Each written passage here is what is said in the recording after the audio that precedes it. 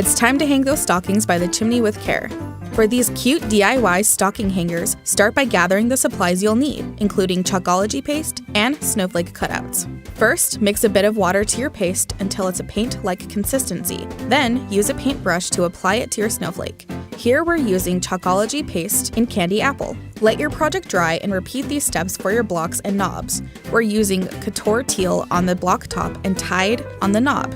Once everything is painted and dry, you can move on to assembling them. The next big step is to add that fun snowflake pattern. Add a bit of fuzz to your transfer to soften the adhesive, then align the transfer to your cutout. Use a mini squeegee to spread your creamy, dreamy paste through the silkscreen and scrape off the excess. Remove the transfer and let it all dry. Attach the knob to the front of your block and hot glue the cutout to the top. Display with love and care, and before you know it, Saint Nick will be there.